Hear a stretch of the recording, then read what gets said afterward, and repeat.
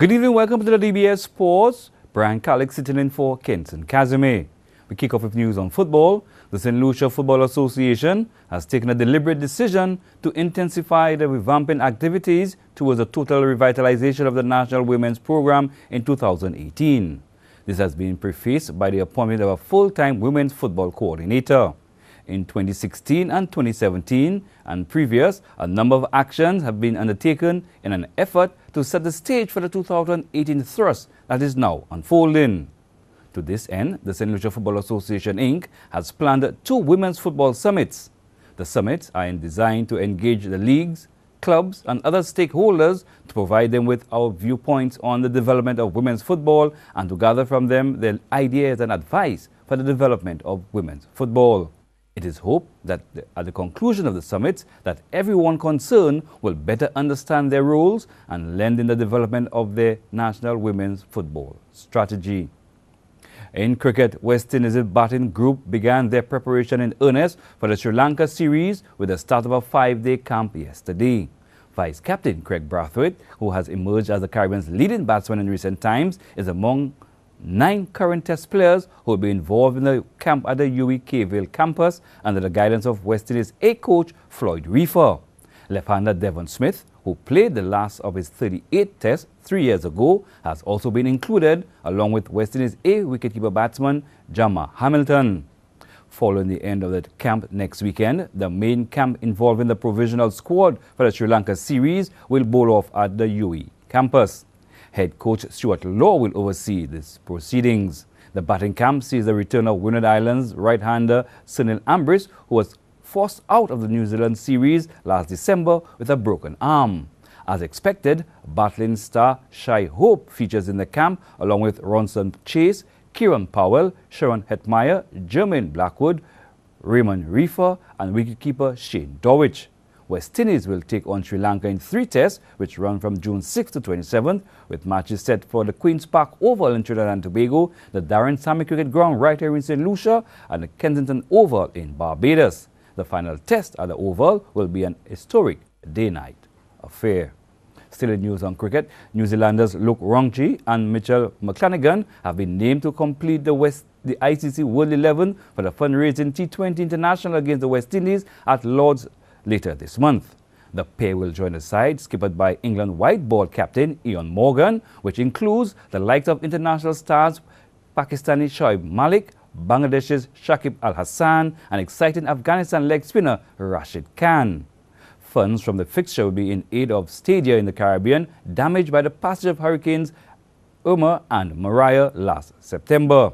The full squad: Ian Morgan, captain, Dinesh Karthik from India, Mitchell McClenaghan, New Zealand, Hardik Pandya, India, Thisara Pereira from Sri Lanka, Rashid Khan, Afghanistan, Luke Ronchi, New Zealand, Shahid Afridi, Pakistan, Shoaib Malik, Pakistan, Shakib Al Hassan, Bangladesh, and Tamim Iqbal from Bangladesh. Former Pakistan leg spinner Mushtaq Ahmed will have a month-long stint on the West Indies bowling staff as the squad prepares for the upcoming Sri Lanka series. The 47-year-old will join the Caribbean side in a short-term appointment, which is expected to see him focus on developing the West Indies spin assets. Cricket West Indies is yet to announce the appointment, but Mushtaq said he was looking forward to the assignment.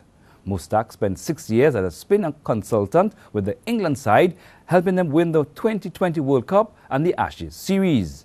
He has also served as head coach of the Pakistan Cricket Academy, as well as serving in several coaching positions in the Pakistan Super League and the Indian Premier League. Stay tuned for more sports news and action after the break.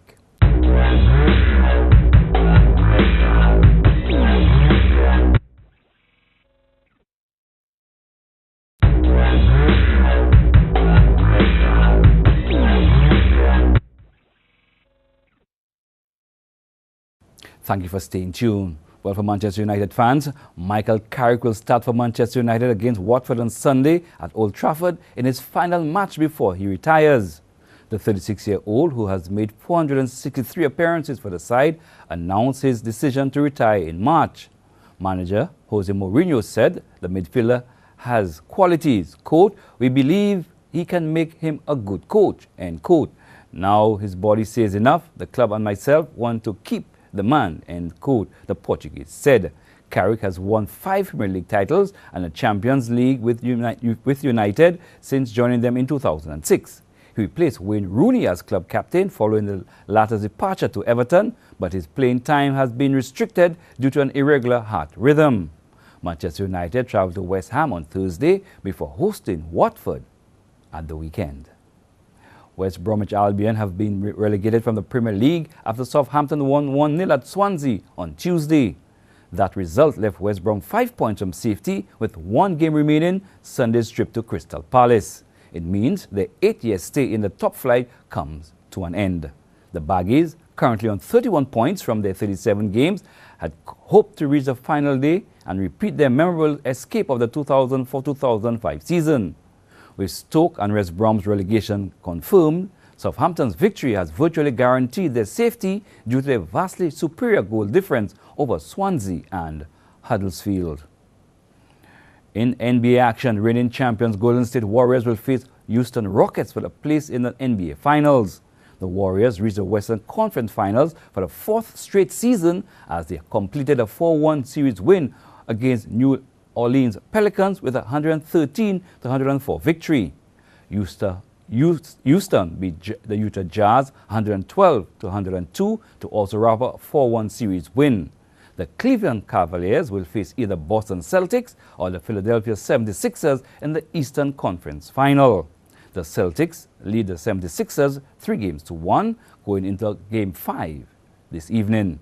While Houston and Golden State, the top-seeded teams in the West, begin their best-of-7 series next Monday. In tennis, British #1 Kyle Edmund beat 12-time Grand Slam champion Novak Djokovic in 3 sets to reach a 3rd round of the Madrid Open. Edmund, 23, beat the 30-year-old Serb 6-3, 2-6, 6-3 in 1 hour 40 minutes and will now climb into the world's top 20. He will play David Goffin in the next round after the Belgian's 7-5, 6-3 win over Robin Haas of the Netherlands. Current world #1 Rafael Nadal made short work of his second-round match with Francis Gael Monfils, with the Spaniard winning 6-3, 6-1 to continue his bid for a 6th title in Spain. And finally tonight, the Fever Tree Championship at Queen's is set to have its strongest lineup in its 128-year history, with 17 of the world's top 30 taking part.